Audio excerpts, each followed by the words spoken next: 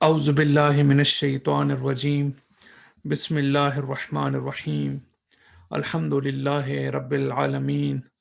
والصلاة والسلام علی اہل بیتہ الطیبین الطاہرین المعصومین اما بعد فقد قال الحکیم فی کتابہ المجید وفرقانہ الحمید بسم اللہ الرحمن الرحیم هؤلاء قوم اتخذوا من دونہ آلہۃ لولا یأتون علیہم بسلطان بین فمن اظلم ممن افترى علی اللہ کذبا۔ سورہ کاف کی آیت نمبر 15 ہے، اس کی میں نے تلاوت کی، جس میں اللہ تعالیٰ یہ فرماتا ہے اصحاب کاف کے حوالے سے کہ ہؤلاء قوم اتخذوا من دونہ آلہۃ، کہ یہ ہماری قوم ہے کہ جس نے خدا کے علاوہ کسی اور کو اپنا معبود قرار دے دیا ہے۔ لولا یأتون علیہم بسلطان بین، کہ یہ اپنے پاس جو کام یہ لوگ کرتے ہیں، جو شرک یہ لوگ کرتے ہیں، جو بت پرستی یہ لوگ کرتے ہیں، اس بت پرستی کے اندر یہ دلیل کیوں نہیں لے کے آتے، یہ منطق کیوں نہیں لاتے؟ فمن اظلم ممن افترى علی اللہ کذبا، کہتے ہیں کہ اور اس سے بڑھ کر کیا ظلم ہو سکتا ہے کہ اللہ تعالیٰ کے اوپر جو ہے انسان جھوٹ کا بہتان اللہ تعالیٰ پر لگائے۔ تو ہم نے اس آیت کے اوپر بات کی تھی، کچھ نکات رہ گئے تھے، میں ان نکات کی طرف اشارہ کر کے اپنی گفتگو کو آگے بڑھانا چاہتا ہوں، اس بات کو رپیٹ کرتے ہوئے کہ ہمارا مقصد زیادہ تر یہ ہے کہ ہم اصل جو میسج ہے قرآن کا، اور جو قرآن کا اصل پیغام ہے، ہم اس پر زیادہ فوکس کریں، تاکہ ہم قرآنی آیات کو اپنی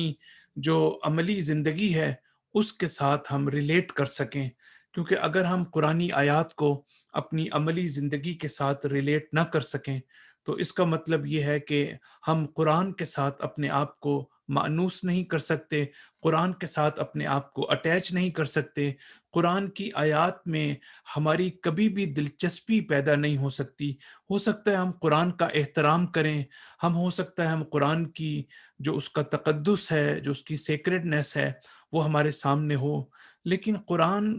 کو پڑھنے اور سمجھنے کی ایک محبت کا ہمارے دل میں ہونا، اور قرآن سے اپنے آپ کو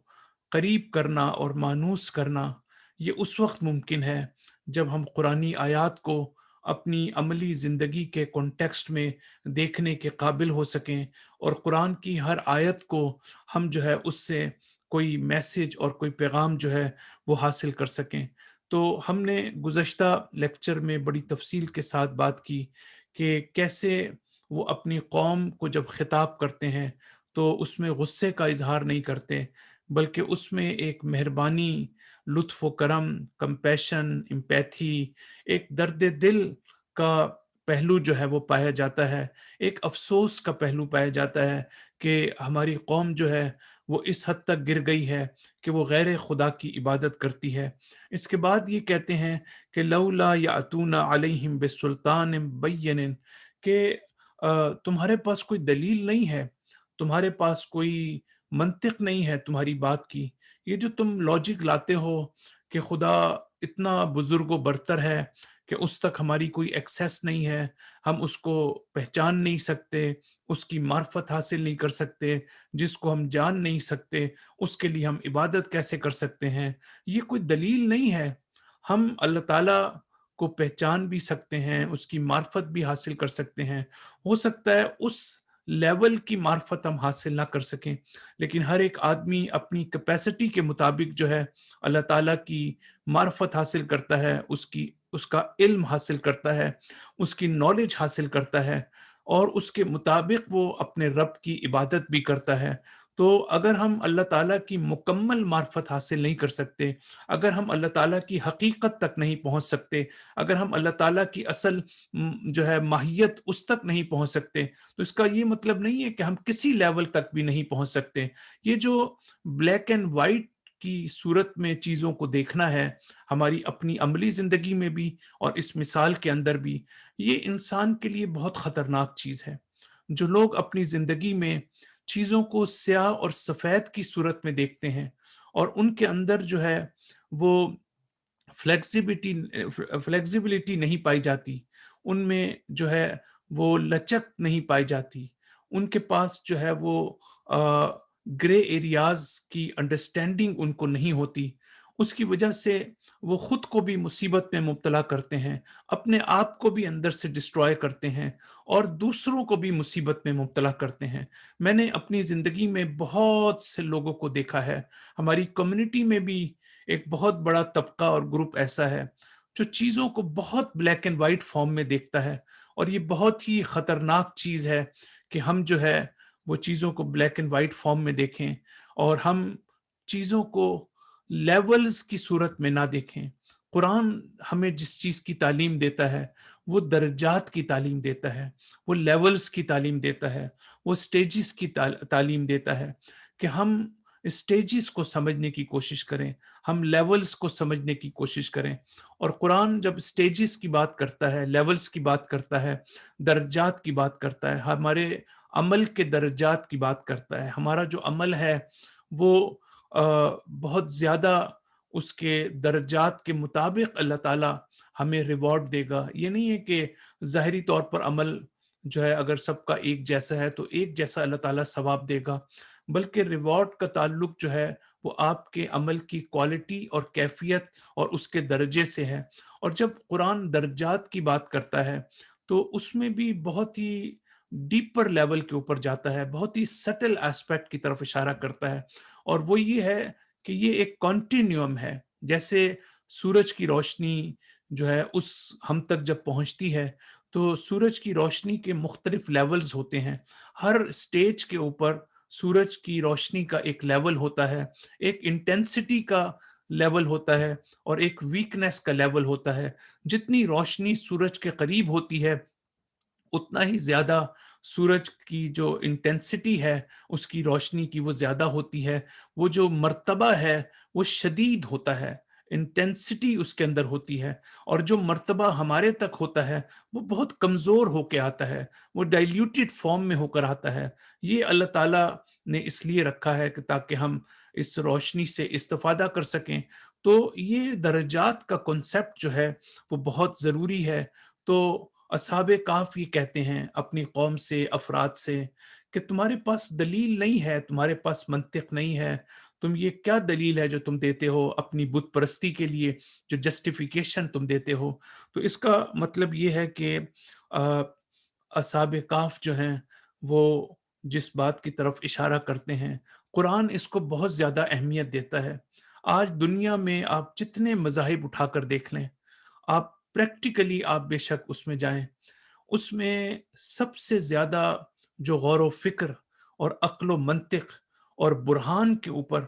اگر کسی دین اور مذہب نے رلائے کیا ہے تو وہ قرآن ہے اور وہ اسلام ہے۔ فَأْتُوا بُرْحَانًا، بڑا زبردست چیلنج ہے جو قرآن کفار کو کرتا ہے، مشرکین کو کرتا ہے، مخالفین کو کرتا ہے۔ لاؤ، دلیل ہے تو لے کر آؤ، برہان ہے تو لے کر آؤ۔ تم اگر خدا کا انکار کرتے ہو تو استدلال کے ساتھ انکار کرو۔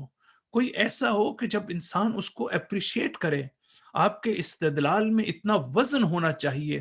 کہ آپ کو اپریشیٹ کرے دوسرا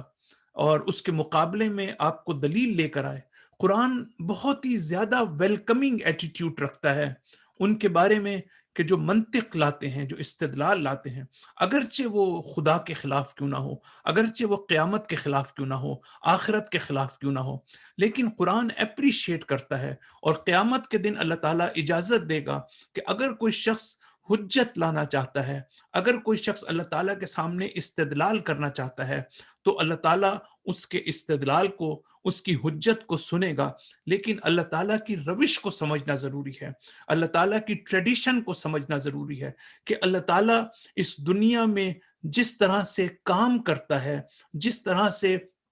اللہ تعالیٰ اس کائنات میں انوالو ہوتا ہے، اس انوالومنٹ کو اگر آپ تھوڑا سا ریفلیکٹ کریں اور پونڈر کریں، توجہ کریں، تو آپ یہ जान सकेंगे कि अल्लाह ताला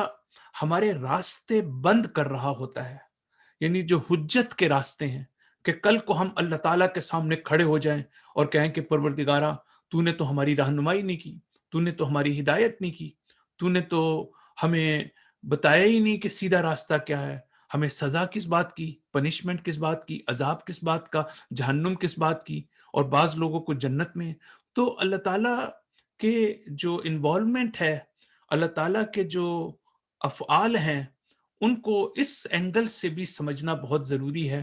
कि हमारे लिए जो हुज्जत बयान करना, दलील को लाना, मंतिक बयान करना, उसके जो ऑप्शंस हमारे पास होते हैं, उन ऑप्शंस को अल्लाह ताला बंद करता चला जाता है। यानी इतनी वज़ाहत के साथ हमारी रहनुमाई करता है कि हम कल को ये कह नहीं सकते कि हमें समझ नहीं आई। हमें अल्लाह ताला ने अंदर भी हमारे पोटेंशियल रखी है, अल्लाह ताला ने हमें फ़ितरत दी है, अल्लाह ताला ने फ़ितरत की आवाज़ दी है, हमारे क़ल्ब की आवाज़ रखी है, हमारे नफ्स को सेल्फ एक्यूज़िंग नफ्स करार दिया है, जिसको नफ्स लव्वामा कहते हैं। अल्लाह ताला ने हमें वजदान दिया है, अल्लाह ताला ने हमें ज़मीर दिया है, अल्लाह ताला ने हमें इंटेलेक्ट और अक़ल दी है। ये सारी चीज़ें हमारे इंटरनल गाइडेंस है। और फिर अगर कोई कहे जी हमारी अक़ल ख़राब हो गई थी, हमारी फ़ितरत दब गई थी, सप्रेस हो गई थी, माहौल से हम मुतासिर हो गए थे, तो अल्लाह कहता है मैंने तो तुम्हें एक्सटर्नल गाइडेंस भी प्रोवाइड की। कुरान तुम्हारे सामने मौजूद था, अंबिया तुम्हारे सामने मौजूद था, अहले बैत आइम्मा की सारी जो मिसालें हैं, सीरत है, जिंदगी है, वो तुम्हारे सामने मौजूद थी। तुम्हारे पास फरार का कोई रास्ता मौजूद नहीं है। तो ये बड़ा इंपॉर्टेंट है इस बात को समझना कि ये हमारे लिए बहुत बड़ा बहुत बड़ी नेमत है, बहुत एज़ाज़ और बहुत इफ़्तिख़ार, बहुत बड़ा प्राइड है हमारे लिए कि हम उस दीन के मानने वाले हैं कि जिसमें हमें दलील लाने की बात की जाती है, अक़ल से समझने की बात की जाती है, मार्फ़त के साथ हक़ को समझने को अहमियत दी जाती है, तक़लीदी अक़ाइद को जो है डिसरिगार्ड किया जाता है और उसको जो है वो उसको जो है अहमियत नहीं दी जाती। तो ये कि अगर कोई मसला हमारे ज़हन में हो, तो हम सिर्फ़ ये कहें कि हमारे पास जो है वो ईमान है, फ़ेथ है और हमें कोई ज़रूरत नहीं है। क्रिश्चियन वर्ल्ड आज पूरी है, आप उनसे बात करें, वो कहते हैं कि बस बाइबल में ये लिखा हुआ है। जब उससे कहते हैं, मुझे याद है कि मैं आपसे शेयर करता हूँ कि अभी क्रिश्चियन स्कॉलर्स के साथ मेरी बात हो रही थी और जो मेरा एक वीकली सेशन होता है उसके अंदर तो मैंने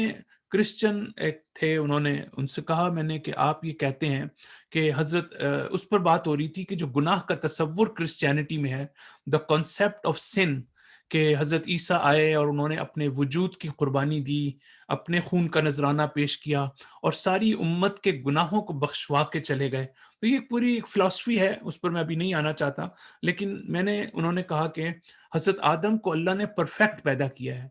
और जब उन्होंने गुनाह किया, चाहे वो हज़रत हव्वा के ज़रिए, ईव के ज़रिए से या डायरेक्ट, ये एक अलग बहस है। तो वो गुनाह करके वो इम्परफेक्ट हो गए। जब आदम इम्परफेक्ट हो गए, तो इसके बाद उस इम्परफेक्शन जो है वो गुनाह थी और उस गुनाह को वो नस्ल दर नस्ल आगे मुंतकिल होता रहा और उसको दूर करने के लिए हज़रत ईसा को कुर्बानी देनी पड़ी। तो मेरा एक बड़ा सिंपल सा क्वेश्चन था और वो ये था कि हज़रत आदम को अल्लाह ताला ने परफेक्ट पैदा किया है, तो अगर परफेक्ट पैदा किया होता, तो वो गुनाह ना करते। अगर उन्होंने गुनाह किया है, फ़र्ज़ करें जिसको आप गुनाह कहते हैं, अलबत्ता हमारा एक पर्सपेक्टिव है इसके बारे में, मैं अभी उसकी बात नहीं कर रहा हूँ, मैं क्रिश्चियन कॉन्टेक्स्ट में बात कर रहा हूँ। अगर आप कहते हैं कि आदम ने गुनाह किया है और गुनाह का मतलब ये है कि वो फ़रेब में आ गए हैं या हव्वा के या शैतान के डायरेक्टली या इनडायरेक्टली, तो इसका मतलब ये है कि हज़रत आदम परफेक्ट ही नहीं थे, शुरू से पैदा ही परफेक्ट नहीं हुए थे। अगर मैं परफेक्ट हूँ, तो इसका मतलब ये है कि मैं गलती नहीं करूँगा। अगर मैं गलती कर रहा हूँ, तो मेरा गलती करना, मेरा गुनाह करना, इस बात की दलील है कि हकीकतन मैं परफेक्ट नहीं था। कहीं न कहीं मेरे वजूद को ऐसे बनाया गया कि जिसकी वजह से मैं गुनाह करने के काबिल हुआ। تو جب میں نے یہ بات کی تو یہ کہا کہ یہاں عقل کا کوئی تعلق نہیں ہے، بائبل میں یہ لکھا ہے ہمیں اس کو فالو کرنا چاہیے۔ تو میں نے کہا میں ابھی عقل تو استعمال ہی نہیں کر رہا، یہ تو کامن سینس کی بات ہے، میں تو صرف کامن سینس کی بات کر رہا ہوں کہ انسان ذرا سا بھی غور کرے تو اس نتیجے پہ پہنچ سکتا ہے۔ آپ نے جو سسٹم کھڑا کیا ہے کہ اگر آدم پرفیکٹ تھے تو پھر گناہ کیوں کیا انہوں نے، اور پھر وہ امپرفیکٹ کیسے ہو گئے؟ اس سے ہمیں یہ پتا چلتا ہے کہ وہ شروع سے ہی، اس کا مطلب ہے پرفیکٹ پیدا نہیں ہوئے۔ ایک انسان ہونے کی حیثیت سے جتنا ان کو پرفیکٹ ہونا چاہیے تھا اللہ تعالیٰ نے ان کو پیدا کیا، لیکن اس کا مطلب یہ نہیں کہ ان کے اندر پوٹینشل نہیں تھی کبھی بھی گناہ کرنے کی۔ بہرحال کہنے کا مقصد یہی ہے کہ بہت ضروری ہے اس اہمیت کو سمجھنا۔ یہ بہت بڑی نعمتیں ہیں ہمارے دین میں، لیکن ہم نے اس کو دور کر دیا ہے۔ ہمارے ممبروں سے تفکر ختم ہو گیا ہے۔ ہماری تقاریر کے اندر لوگوں کو دعوت فکر دینا، ریفلیکٹ کرنا، پاؤنڈر کرنا، تھنکنگ سوسائٹی کو ڈیولپ کرنا، غور و فکر کرنے کی بجائے ہم نے لوگوں کی عقلوں کو محدود کر دیا ہے۔ ہم یہ کوشش کرتے ہیں کہ میں بڑے براڈر کانٹیکسٹ میں کہہ رہی ہوں، مسلم سوسائٹی کی میں بات کر رہا ہوں۔ ہماری کوشش یہ ہوتی ہے کہ لوگ عقل اور فکر کو استعمال کرنا چھوڑ دیں، اور آج ہمیں دنیا بھر کے مسلمان ممالک میں ہمیں یہ واضح طور پر یہ اس کی ریفلیکشن نظر آتی ہے کہ جو چیز ہم میں کمی ہے وہ عقل کی ہے، وہ غور و فکر کی ہے۔ عقل ہے، عقل استعمال کرنے کی کمی ہے۔ قرآن عقل کی بات نہیں کرتا، قرآن کہتا ہے افلا یتدبرون افلا یعقلون، کہ یہ لوگ غور کیوں نہیں کرتے۔ یعنی اصل مسئلہ یہ نہیں کہ ہمارے اندر عقل نہیں ہے، اصل مسئلہ یہ کہ ہم عقل کو استعمال میں نہیں لے کے آتے۔ تو یہ آج ہماری سب سے بڑی مصیبت یہی ہے کہ ہماری گفتگو میں استدلال ختم ہو چکا ہے۔ ہماری گفتگو میں جو لاجک ہے، جو فلسفی ہے، وہ ختم ہوتی جا رہی ہے، اور یہی وجہ ہے کہ ہم اپنی نئی جنریشن کو، جو ہم سے منطق کا تقاضا کرتی ہے، جو ہم سے فلسفی کا تقاضا کرتی ہے، جو ہم سے دلیل سے بات کرنے کا تقاضا کرتی ہے، جو اس چیز کو پسند نہیں کرتی کہ آپ سے اگر کوئی سوال کرے تو آپ اس کو شٹ اپ کال دے دیں اور آپ اس کو منہ بند رکھنے کو کہیں۔ لہٰذا یہ چیزیں بہت ضروری ہیں کہ ہم اس آیت سے یہ میسج حاصل کریں دونوں طرف سے۔ پہلی بات یہ ہے کہ جو سننے والے ہیں، یہ ان کی بھی ذمہ داری ہے کہ وہ علم حاصل کریں جس سے ان کو فائدہ پہنچے، اور جو علم دے رہے ہیں ان کی بھی ذمہ داری ہے کہ لوگوں میں غور و فکر، لوگوں کو اپنے سے اٹیچ کرنے کی بجائے، اپنے سے ایموشنلی اٹیچ کرنے کی بجائے کوشش یہ کریں کہ لوگوں کو آزاد کریں، لوگوں کو آزادی کے ساتھ جو ہے سوچنے کی اجازت دیں، اور اپنے آپ کو جو ہے جو ایموشنل اٹیچمنٹ جو ہمارے معاشرے میں ہر آدمی یہ چاہتا ہے، ایک پیری مریدی کا ایک سلسلہ شروع ہو جائے کہ دوسرا شخص مجھ سے اٹیچ ہو جائے اور ہر دوسرے آدمی کو وہ ریجیکٹ کر دے، اس کو اہمیت نہ دے، اس کی بات کو سننا بند کر، اور یہ سوچے کہ جس سے میں ایموشنلی اٹیچ ہوں صرف وہی جو ہے مجھے حق بتا سکتا ہے، دوسرے کسی کے پاس کچھ نہیں ہے۔ یہ وہ خطرناک جہالتیں ہیں کہ جو ہمیں محروم کرتی ہیں علم سے، نالج سے۔ آپ لوگوں کو ایک یونیورسٹی کے استاد اور پروفیسر میں، اور ایک جو ہمارے جو ریلیجیس اسکالرشپ ہے اس میں ایک بڑا بنیادی فرق ہے۔ اور جو یونیورسٹی کا جو استاد ہے وہ اپنے آپ کو دوسروں کو اٹیچ نہیں کرتا، اپنے اسٹوڈنٹس کو وہ ان کو آزاد کرتا ہے، وہ ان کو لبریٹ کرتا ہے، وہ ان کو آزادی سے سوچنے اور زندگی میں اپنا راستہ انتخاب کرنے کی طرف متوجہ کرتا ہے۔ لیکن جو ہمارا راستہ ہے وہ یہ نہیں ہے۔ ہمارا راستہ ہے کہ ہم دوسرے کو اٹیچ کریں، ہم دوسرے کو ایموشنلی اپنے سے وابستہ کریں، تاکہ یہ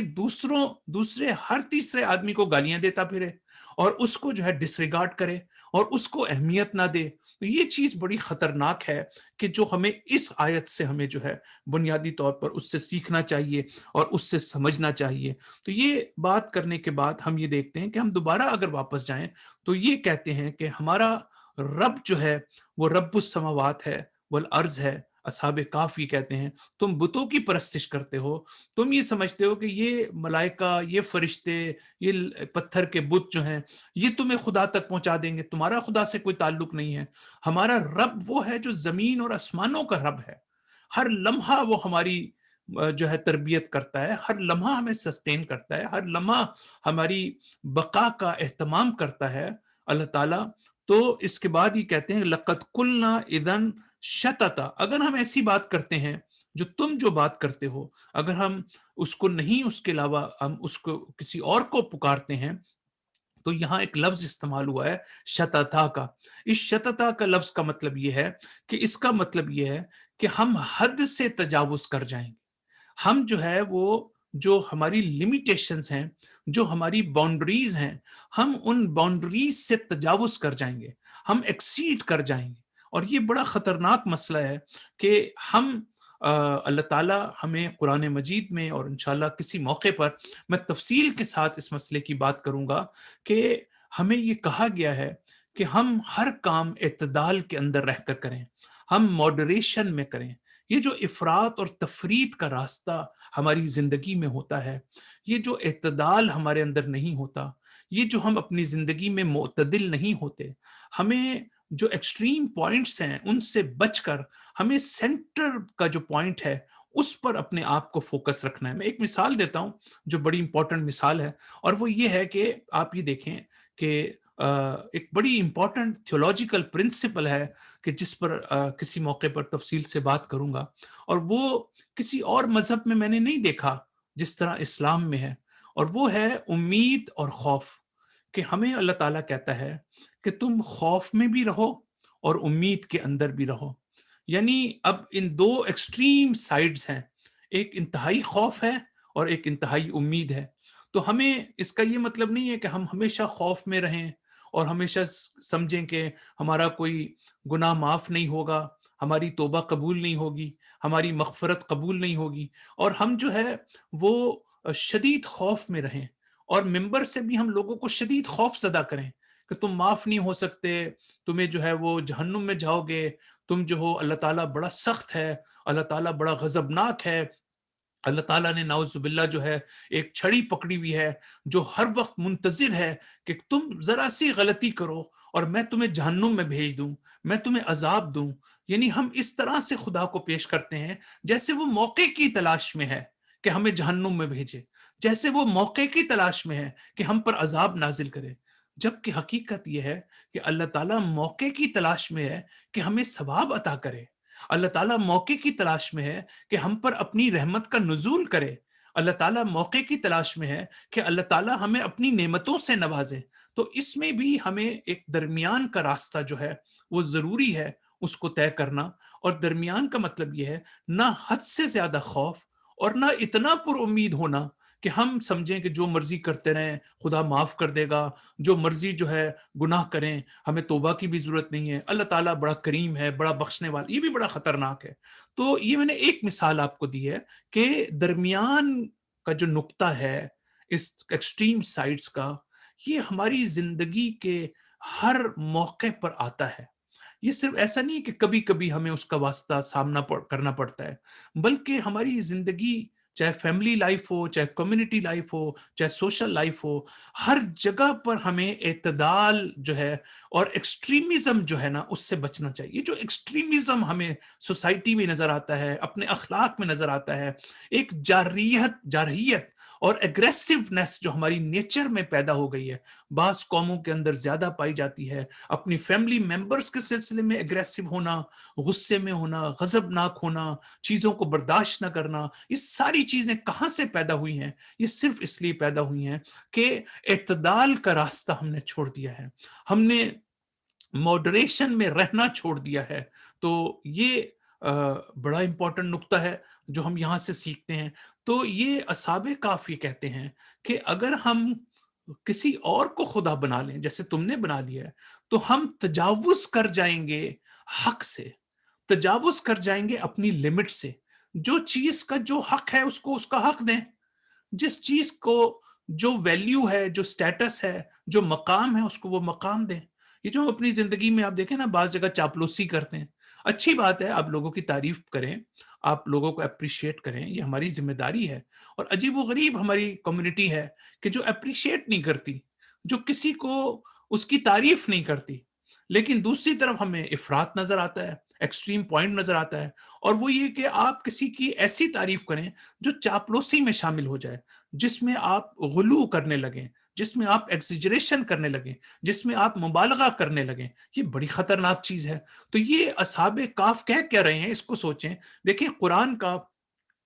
ایک لفظ استعمال کیا ہے کہ جس کی میں آپ کے سامنے تشریح کر رہا ہوں، کہ شتتا کا لفظ قرآن استعمال کر رہا ہے کہ ہم تجاوز کر جائیں گے، ہم حق سے تجاوز کر جائیں گے. اللہ تعالیٰ کا ایک مقام ہے، اللہ تعالیٰ کو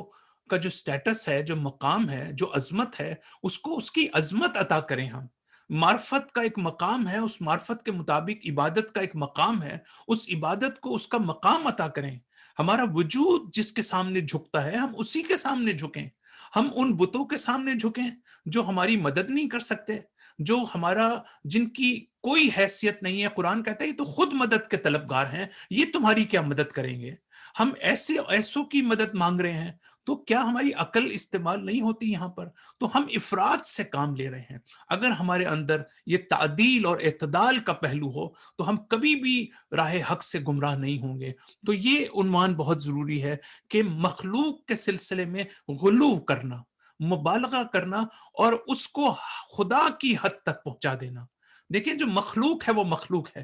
چاہے وہ امام ہو، چاہے وہ نبی ہو، چاہے وہ عام شخص ہو. خالق اور مخلوق کے درمیان فاصلہ کبھی ختم نہیں ہو سکتا،